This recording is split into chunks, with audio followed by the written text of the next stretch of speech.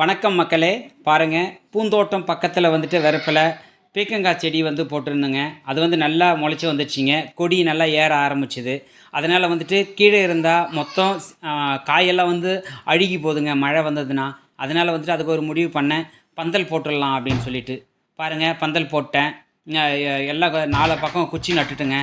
குச்சி நட்டுட்டு மேலே வந்து நல்லா ஒயர் சுற்றி விட்டுங்க. ஒயர் சுற்றி விட்டு நாலா பக்கம் ஒயர் சுற்றி விட்ட பிறகு இது மேலே வந்து கொடி ஏறிக்குங்க. இது வந்து ஃபஸ்ட்டே செஞ்சுருக்கணும். நான் கொஞ்சம் வேலையாக இருந்துட்டேங்க. தெரியுங்கள, விவசாயியை பற்றி தெரியும். அதனால் வந்துட்டு நான் இப்போ உங்களுக்கு சொல்ல வேண்டியதில்லை. அதனால் வந்துட்டு இப்போ செய்கிறேங்க. இப்போ செஞ்சாலும் காய் வரும். இப்போது காய் வந்துட்டு ஒரு 2 கிலோ அறுத்துருக்கேன், அவ்வளோதான். இப்போ பாருங்கள், சூப்பராகிட்டு போட்டு விட்டேன். பந்தல் போட்டு அது மேலே கொடியெல்லாம் ஏற்றி விட்டேன் பாருங்கள். அருமையாக ஏறிடுச்சிங்க. இதில் வந்து நல்லா காய் காய்க்கும். இப்போ வந்து காய் 2 3 இருக்குது. அது வந்து அப்படியே தொங்கிக்கிட்டு இருக்குங்க.